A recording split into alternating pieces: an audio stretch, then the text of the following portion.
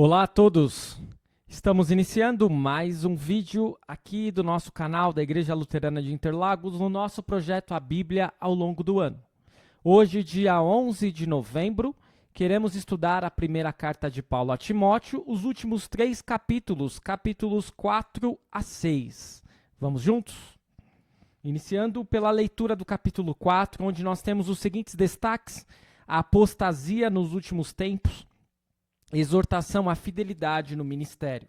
Vamos à leitura dos 16 versículos. Ora, o Espírito afirma expressamente que nos últimos tempos alguns apostatarão da fé, por obedecerem a espíritos enganadores e a ensinos de demônios. Pela hipocrisia dos que falam mentiras e que têm a consciência cauterizada, que proíbem o casamento e exigem a abstinência de alimentos que Deus criou para serem recebidos com gratidão pelos que creem e conhecem a verdade. Pois tudo que Deus criou é bom e, se recebido com gratidão, nada é recusável, porque é santificado pela palavra de Deus e pela oração. Expondo estas coisas aos irmãos, você será um bom ministro de Cristo Jesus, alimentado com as palavras da fé e da boa doutrina que você tem seguido. Mas rejeite as fábulas profanas e de velhas caducas. Exercite-se pessoalmente na piedade, pois o exercício físico tem algum valor, mas a piedade tem valor para tudo, porque tem a promessa da vida que agora é e da que há de vir. Fiel é esta palavra e digna de inteira aceitação, pois é para esse fim que trabalhamos e nos esforçamos, porque temos posto a nossa esperança no Deus vivo, Salvador de todos, especialmente dos que creem.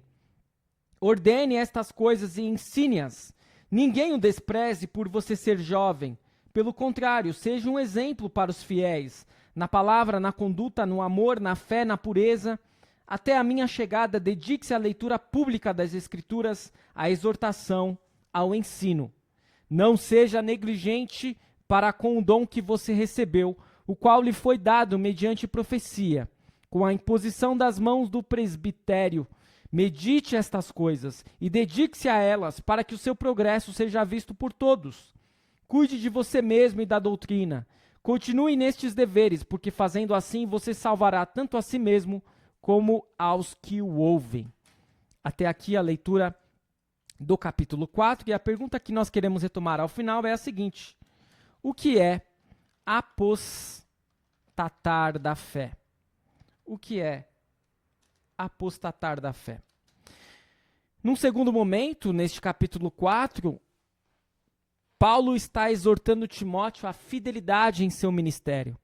Apesar dele ser jovem, apesar de algumas pessoas não levarem Timóteo a sério por ele ser jovem, Paulo está dizendo o seguinte: continue firme, não se incline a nenhum lado, continue fiel à palavra, continue fiel à doutrina e, consequentemente, você será respeitado pelas pessoas. Porque, num primeiro momento, as pessoas elas levam em consideração as aparências. Ah, ele é jovem, ele não pode ser pastor, ele não pode liderar uma igreja porque ele é muito inexperiente. Mas se essa pessoa é firme na palavra e na doutrina, na sã doutrina, ela fatalmente conquistará o respeito das pessoas. Vamos ao capítulo 5, onde nós temos 3 destaques: como tratar os que creem, as viúvas, os presbíteros e vários conselhos.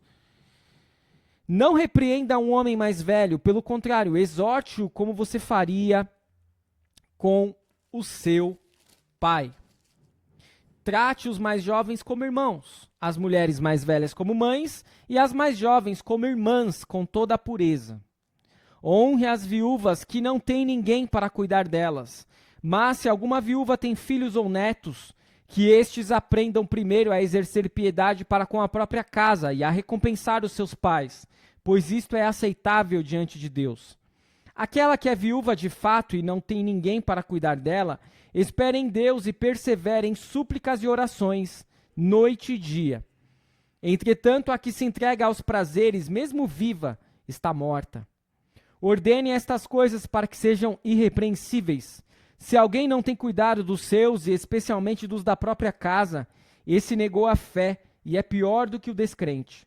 Somente poderá ser incluída na lista de viúvas aquela que tiver mais de 60 anos, que tiver sido esposa de um só marido, e que seja recomendada pelo testemunho de boas obras. Se criou filhos, se exercitou hospitalidade, se lavou os pés dos santos, se socorreu os atribulados, se viveu na prática zelosa de todo tipo de boa obra. Mas não inclua na lista viúvas mais novas, porque quando seus desejos fazem com que se afastem de Cristo, querem casar, tornando-se condenáveis por anularem o seu primeiro compromisso. Além do mais, elas aprendem também a viver ociosas, andando de casa em casa, e não somente ficam ociosas, mas ainda se tornam fofoqueiras, intrometidas, falando o que não devem. Por isso quero que as viúvas mais novas casem, criem filhos, sejam boas donas de casa e não deem ao adversário motivo algum para falar mal de nós, pois algumas já se desviaram, seguindo Satanás. Se alguma mulher crente tem viúvas em sua família, socorra-as, para que a igreja não fique sobrecarregada e possa socorrer as viúvas que não têm ninguém. Devem ser considerados merecedores de pagamento em dobro os presbíteros que presidem bem, especialmente os que se esforçam na pregação da palavra e no ensino, pois a Escritura declara: não amordace o boi quando ele pisa o trigo, e ainda o trabalhador é digno do seu salário. Não aceite denúncia contra presbítero a não ser exclusivamente sob o depoimento de 2 ou 3 testemunhas. Quanto aos que vivem no pecado, repreenda-os na presença de todos, para que também os demais temam. Diante de Deus, de Cristo Jesus e dos anjos eleitos, peço com insistência que você guarde estes conselhos sem discriminação, nada fazendo com espírito de parcialidade. Não tenha pressa para impor as mãos sobre alguém. Não seja cúmplice dos pecados dos outros. Conserve-se puro. Não beba somente água, beba também um pouco de vinho, por causa do seu estômago e das suas frequentes enfermidades. Os pecados de alguns são notórios, mesmo antes do juízo, mas os de outros só se manifestam mais tarde. Do mesmo modo, também as boas obras se evidenciam, e aquelas que ainda não são manifestas não poderão ficar escondidas. Eis a leitura do capítulo 5. Eu quero, ao final, retomar com a seguinte questão: por que Paulo recomenda não aceitar contra presbíteros denúncias que não fossem feitas com pelo menos 2 ou 3 testemunhas? Por que Paulo recomenda não aceitar contra presbíteros denúncias que não fossem feitas com pelo menos 2 ou 3 testemunhas? Retomando então este capítulo, nós vemos que Paulo dá importantes dicas ao jovem Timóteo sobre como ele deveria tratar as pessoas na igreja. Paulo diz: você não deve repreender a pessoas mais velhas. Você deve exortá-las como se você fosse fazer ao seu próprio pai. Deve tratar os mais jovens como irmãos, e as mulheres mais velhas como mães, e as mulheres mais jovens como irmãs, com toda a pureza. Então, ele é alertado para ter, sim, respeito e moderação com todas as pessoas. Depois, nós temos muitos versículos que dizem respeito às viúvas. As viúvas eram um grupo muito importante dentro da igreja, porque era um grupo que era ajudado pela igreja. Mas há critérios para que essas mulheres fossem ajudadas. Elas não poderiam ter familiares que poderiam ajudá-las. Os familiares que poderiam ajudá-las deveriam ser alertados a ajudá-las. Elas não poderiam ser quaisquer mulheres que não tivessem um histórico exemplar de fé. E as viúvas jovens é recomendável um casamento, um novo casamento. Depois, o apóstolo Paulo vai tecer considerações acerca dos presbíteros, que eu quero retomar no final, e vários conselhos ao jovem Timóteo. Inclusive, veja que interessante que ele não bebesse apenas água, mas que ele também tomasse vinho, de vez em quando, um pouco, é claro, não para se embebedar, por causa do seu estômago e das suas frequentes enfermidades. Vamos à leitura do capítulo 6, onde nós temos os seguintes destaques: os senhores e os seus servos, os falsos mestres e os perigos da riqueza, o bom combate da fé, os ricos, conselho final e bênção. Vamos à leitura deste último capítulo, que tem 21 versículos. Todos os servos que estão debaixo de jugo considerem dignos de toda a honra o próprio Senhor, para que o nome de Deus e a doutrina não sejam difamados. Também os que têm senhor crente não o tratem com desrespeito porque é irmão. Pelo contrário, trabalhem ainda mais, pois ele que partilha do seu bom serviço é crente e amado. Ensine e recomende estas coisas.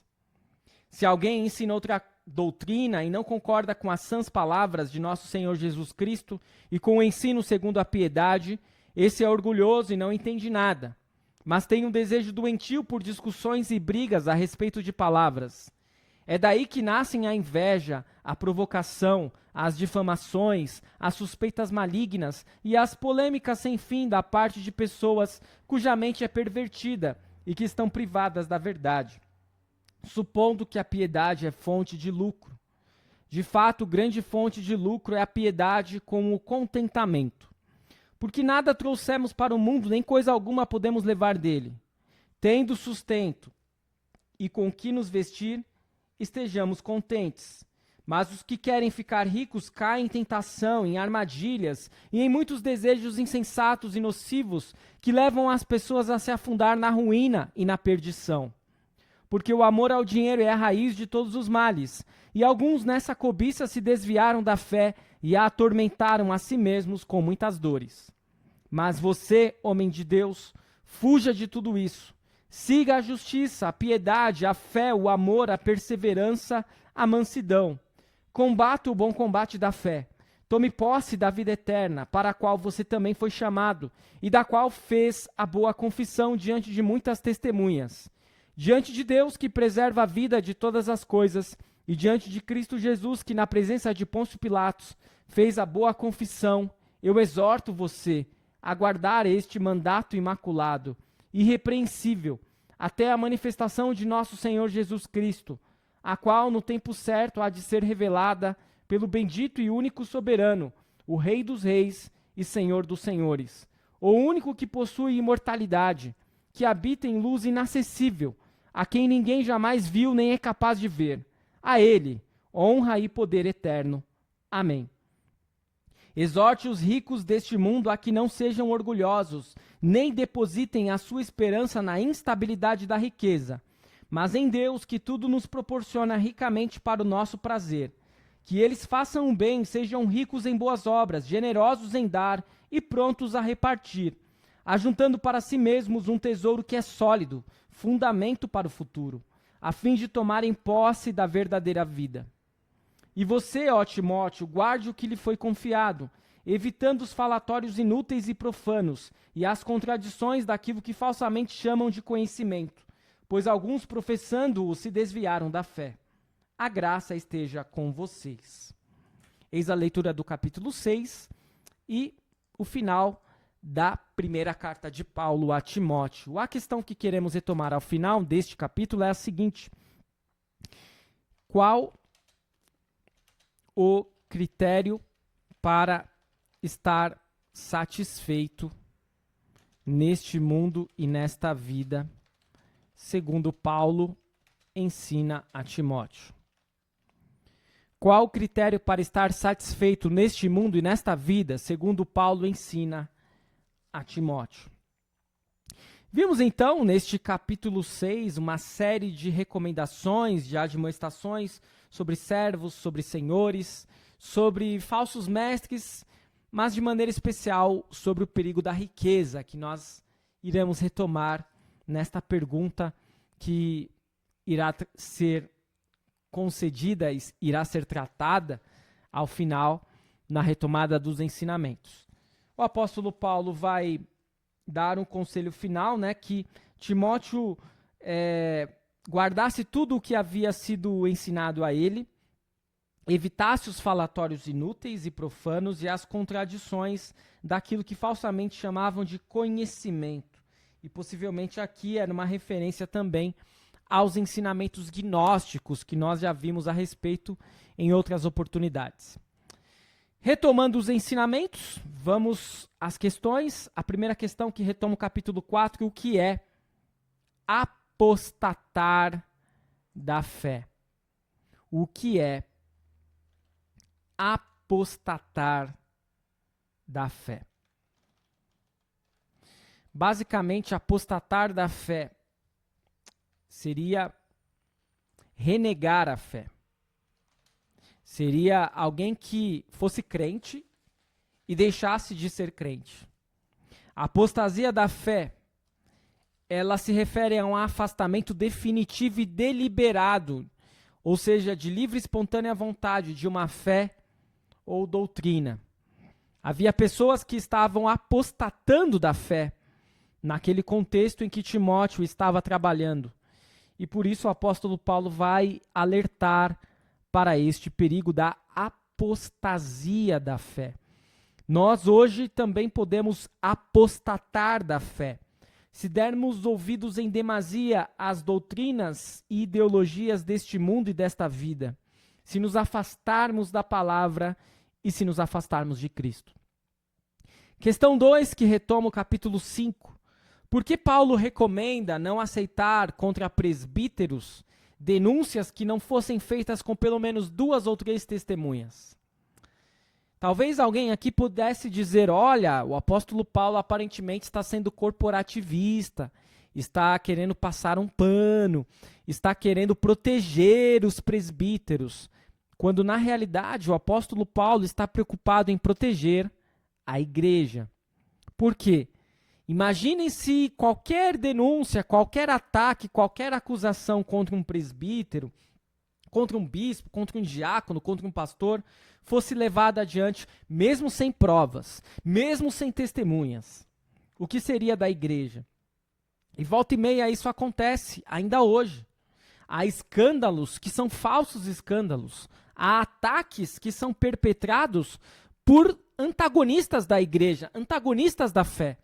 Pessoas que estão malcomunadas. Pessoas que estão com um intuito demoníaco para destruir a igreja, para destruir os cristãos. Nada mais justo do que atacar quem está na liderança de uma igreja.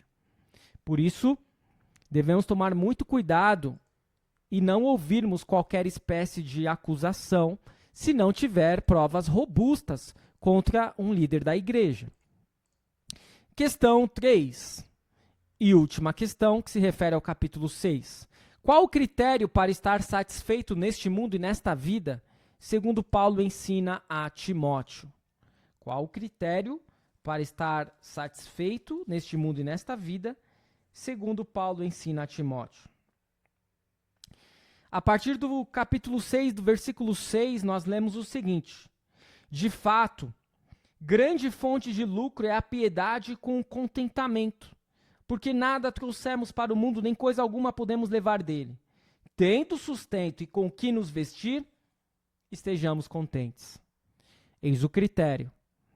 Imaginem o peso que nós tiramos das nossas costas em não querermos sair nessa corrida desenfreada que muitos no mundo estão, de ficarem ricos ou de quererem muito dinheiro.